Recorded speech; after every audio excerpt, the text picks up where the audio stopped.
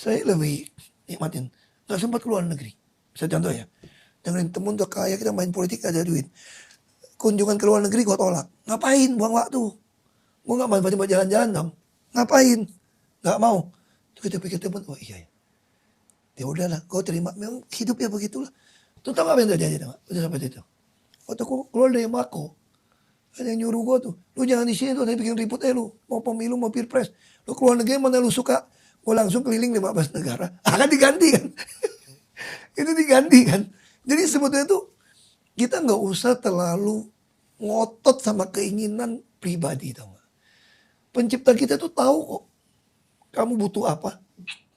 Jadi sebetulnya panggilan kamu tuh apa?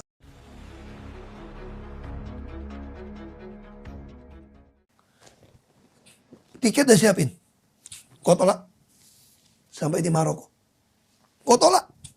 Begitu tolak tau gak? Ini tiket udah beli ke Spanyol semua gimana? Semua duit kau dipotong. Hilang duit gua. Tinggal $100. Malam tidur di hotel. Tinggi-tinggi lagi datangin gua. Kau tulis semua gua laporin. Ngapain aja di luar negeri? Ya dimusuhin. Gak apa-apa. Minimal ada satu standar kan. Rakyat bisa menuntut.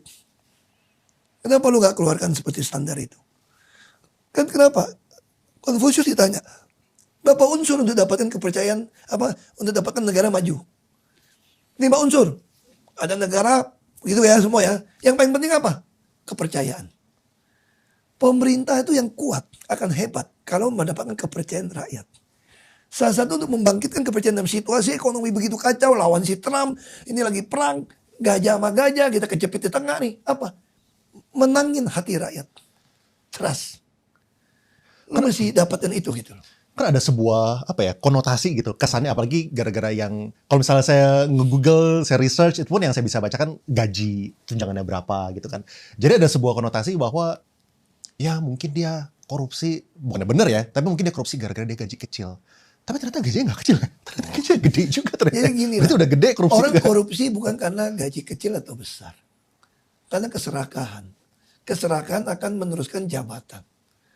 Karena demokrasi kita ini kalau tidak diedukasi dengan baik rakyat, tidak ada transparansi dengan baik, tidak ada kenegarawanan dari yang memimpin, pasti semua akan pakai uang. Yang pintar mungkin golput dapat uang. Dia nggak peduli ada golput kok. Yang penting saya tetap berkuasa. Dulu waktu Pak Ahok menerapkan semua sistem seperti itu kan pasti kan ada orang yang dulunya sempat mendapatkan duit dari cara itu akhirnya tidak dapat gitu kan. Iya. Termasuk mau di Pertamina atau di pemerintahan sebelumnya. Kayak kira-kira perlawanannya itu seperti apa sih Pak waktu? Oh macam-macam. Bisa pasang muka masam, bisa pakai unsur SARA, bisa juga pakai ilmu magic, kirim guna-guna. Oh beneran ada pakai Oh itu magic-magican? mah udah biasa di negeri Konoha gini mah kayak gitu mah biasa. Serius. Terus cara kan biasanya kan Itu mah udah. misalnya nih kayak kemarin ada yang kirim kepala babi gitu misalnya, atau enggak dikirim threaten apa atau dimarahin terus kan biasanya kan orang kan ada sempet ininya kan pasti kepikiran gitu sehari-hari menjalankan kayak gini jadi nggak tenang hidupnya. Gimana Pak Ahok saat itu melewati itu? Saya kira sebagai manusia ya kita semua pasti takut. Nggak ada manusia yang nggak takut. Tapi balik lagi hidup ini prioritas hidup kamu apa? Kita kan bukan soal uang kan. Orang kan ada self esteemnya apa. Makanya saya bilang paling butuh orang. Persiapan paling penting dalam hidup ini adalah setiap pagi-pagi bangun. Datang ke pencipta kita. Untuk meditasi, mau saat teduh, mau lu baca firman. Karena itu yang mempersiapkan ujian itu. Supaya kita tetap setia di visi panggilan mula-mula. Kalau enggak lu takut. Dengan cara lu datang tiap pagi. Lu betul-betul pasrah dan lu percaya. Hidup ini di tangan Tuhan. Tuhan yang kasih lu panggilan ini. Dia akan menuntaskan panggilanmu itu. Itu yang aku percaya. Itu yang aku jalanin. Makanya ketika orang ngomong dagang segala macam gitu ya. Aduh aku ini bego banget ya saya itu. Ngapain tuh ngabisin waktu gitu banyak. Lu kalau dagang kemana lu kaya raya lu. Umur lu udah pensiun keliling dunia lu.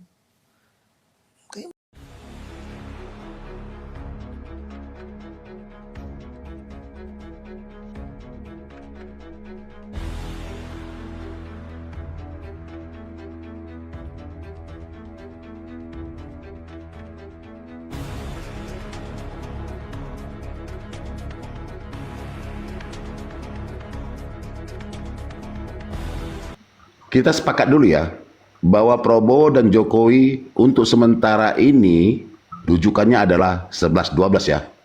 Ya. Setuju nggak? Ya, sepakat. Bukan 11-12 lagi, Bang. Setuju kan? Kinerjanya 11-12 kan? Iya, udah 12-12 itu. Ya, hanya Betty aja kan begitu. Bahkan Prabowo mengatakan hidup Jokowi dan Jokowi adalah guru kebangsaannya dan mengakui bahwa dia menang karena jasa Jokowi. Kita mau bilang apa lagi? Jangan orang pemilu. Betul nggak? Jadi saya ini kalau bernarasi tidak mau berasumsi liar. Ada pandangan-pandangannya, ada perbandingannya, kumparannya, kan begitu? Iya. Jadi begitu. Nah, jadi kalau tadi Bung Nisa mengatakan Rosio itu pendukungnya Prabowo, ya nggak salah dong saya mengatakan termasuk bagian Jokowi juga dong. Ah, bisa. Karena dasarnya ada 11-12 kan gitu. Kan begitu. Iya benar. Jadi itu dia. Bang. Nah, tapi kalau Risma Syanipar memang dia dia waktu si Jessica Cyanida itu dia dipanggil loh. Diminta jasanya untuk sebagai saksi ahli kan begitu. Nah, jadi tidak bisa. Dan si Rosuryo termasuk adalah salah satu tokoh politik yaitu Partai Demokrat, ya enggak? Iya. Ya, partai. Kalau Risma Syanipar memang seorang akademisi sejati, tidak.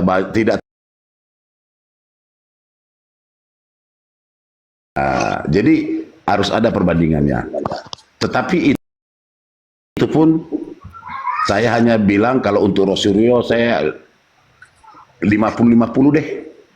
Tapi kalau Rismon, saya pastikan ya, Rismon Syanipar dengan analisa saya, dia bersuara karena dia alumni UGM.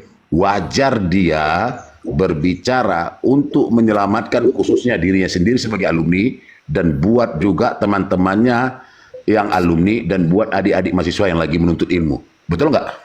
Betul Bang. Saya kalau sekarang ini oke lah Bang. Itu. Suryo, aku sepakat sama Bang lah. Oke, 50-50 Bang. Tapi tidak Ya lanjut. menguranginya Bang. Lanjut, masih ada seperti yang mau disampaikan. Lanjut, Bang. Kalau saya begini Bang, ya sedikit ya. Kalau saya ya menganggap begini Bang ya.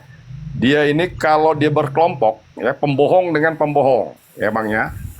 Pengkhianat dengan Selesaikan dulu Bang Nirwana. Nggak mungkin ini Bang salah satu Nirwana, pengkhianat ya nggak? Bang Andi belum selesai. Jadi ini ada satu lagi yang belum disebut, ini Dokter Tifa. Nggak, sedikit Belum aja saya selesai. ini aja Bu, ya enggak ya? Ayolah. Jadi kalau maksud saya gini, ya nggak mungkin ada satu orang yang pengkhianat di sini, nggak mungkin gitu. Ya kan gitu kan. Karena orang-orang yang pintar ini S3 dia, S2, S3 gitu ya. Sudah? Oke, lanjut. Oke. Ini bagi teman-teman, ini maaf ya teman-teman, bagi teman-teman yang pernah masuk dalam organisasi EPI ya, saya sedikit menyindir EPI. Ya. Tapi saya bukan menyindir organisasinya. Khusus Pak Habib Riziknya. Apapun sekarang unjuk rasa yang dipimpin Pak Habib Rizik, saya nggak percaya.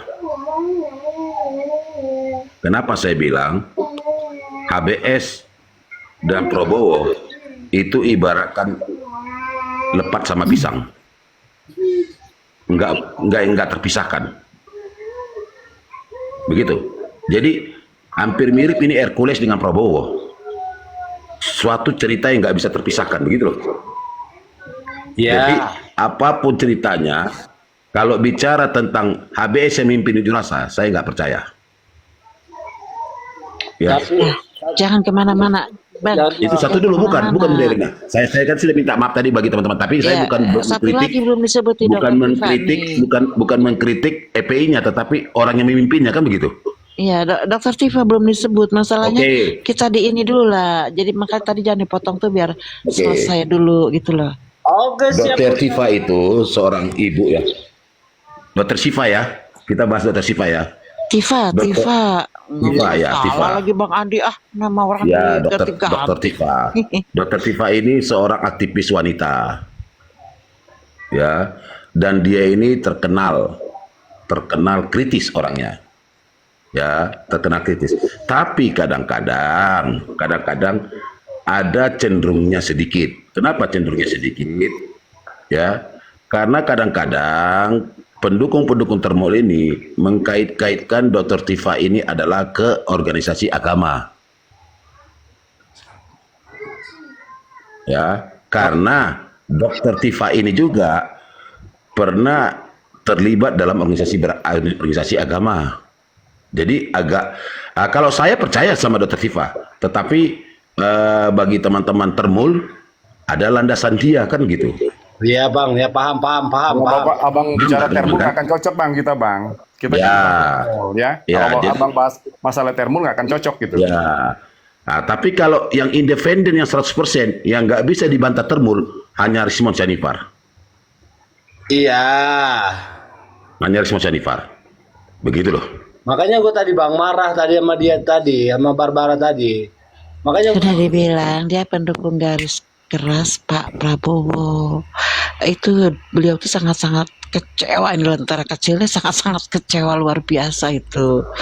Jadi nggak sesuai harapan dia Prabowo. Sampai kemarin pun dia garis keras gitu loh. Sedikit saya menambahi Bang Andi soal Habib Rizik. Saya jujur saya bukan orang FPI. Saya tidak terafiliasi oleh ormas manapun. Masyarakat awam yang memang ibu rumah tangga. Tapi saya dulu sempat hampir termakan isu juga ya, sempat tidak suka sama Habib Rizik, tapi akhirnya saya cari tahu, saya ikuti tausiahnya. Jadi saya hanya mengambil sisi baiknya.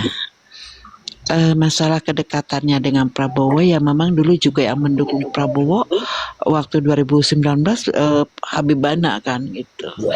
Jadi bagi saya beliau adalah seorang ulama yang memang negara kita membutuhkan ulama, karena selama ulama garis lurus masih ada, insya Allah negara kita masih berdiri.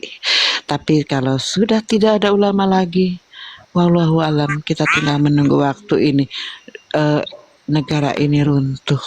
Itu sih menurut saya ya, karena saya mendengar tausiah Habib Rizik itu sangat baik dan mengajarkan untuk dunia akhirat. Itu mohon maaf ya, mungkin kita beda pandangan, tapi setidaknya waktu saya hampir terhasut oleh orang yang membenci beliau, saya justru mencari tahu dan saya nangis sendiri. Ya bersyukur saya tidak sempat membencinya. Apapun saya selalu mencari tahu dulu ya, dari fitnah-fitnah ya, yang beliau terima, termasuk fitnah ke Pak Anies pun saya cari tahu Pak Anies itu siapa, sampai akhirnya jatuh hati ke Pak Anies gitu kan, jatuh hati dalam arti kata lain ya, bukannya yang negatif. Terus juga Habib Rizik, sampai akhirnya saya merasa saya hormat pada beliau itu.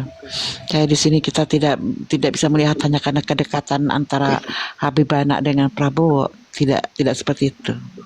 Saya mendengar tausiahnya, beliau mengajarkan untuk dunia dan akhirat. Itu aja Bang Siandar. Lanjut. Saya tidak masuk ke regulasi tentang dakwahnya, enggak. Kita bicara tentang keterkaitan gitu loh. Kan gitu Bang Siandar, karena kedekatan kan. Jadi kita Jadi tidak maksudnya bisa melihat supaya kedekatan. asumsi seseorang itu tidak liar, Mbak gitu loh. Nah, tidak jadi asumsi seseorang itu tidak liar, karena kalau tidak ada rujukannya, kita anggap itu asumsi liar, kan begitu. Betul nggak? Jadi kita sepakat dulu situ. Sebetulnya jadi gini bang, ya nggak ya, kalau komunis ya itu pasti bermusuhan dengan bertentangan dengan Islam garis keras gitu. Itu aja intinya bang. Ya nggak, apapun alasannya. Ya itu rujukan abang ya. Tetapi kita mari melihat ya, negara kita ini sekarang negara jenisnya demokrasi apa? apa? Negara kita ini sekarang demokrasi apa? Demokrasi Pancasila bang. Siapa bilang? Ya karena itu Pancasila itu sudah tidak diamalkan lagi oleh para petinggi. Dari 1 sampai 5 itu nggak ada lagi. Sadar nggak? Iya kalau kita ngambil Demokrasi kita ini sekarang demokrasi terpimpin, Bang. iya kan kalau berasas kan tadi kan. Berasal Azas negara kitanya, azas negara kitanya Pancasila, Bang. Kalau demokrasinya nggak lagi, Bang. Iya, makanya tidak ada lagi, tidak, maksudnya mereka tidak menjalankan. Yang utamanya, Demokrasi terpimpin, Bang. iya, Jadi udah, itu. udah Tapi diacak-acak lah hitungannya. aku mau nanyain masalah Habib Bana. Benar ya Bang ya? Mohon maaf. Aku walaupun aku bukan organisasi, tapi aku jujur menyukai seseorang, menyukai cara dia, saya akui. Sebabnya kenapa? Saya hanya mendengarkan ceramahnya Abdul Somad. Berani, tegas, dan dia itu juga tahulah tsunami di Aceh. Itu yang membuat bangganya itu, Bang. Kalau aku tapi kalau masalah yang lain kayak Rosario, kita jangan mengait-ngaitkan satu hal. Menurut aku kalau terpaku dengan apa namanya partai politik atau apa, itu wajar lah Bang, tapi jangan menuduh, itu maksud aku. Oke, lanjut. Ya. Oke. Kembali kita menganalisa tentang TKA, tenaga kerja asing. Itu tadi kan teman-teman bicara kan? Iyalah, itu Kasusnya maraknya itu masuknya di COVID. Sulawesi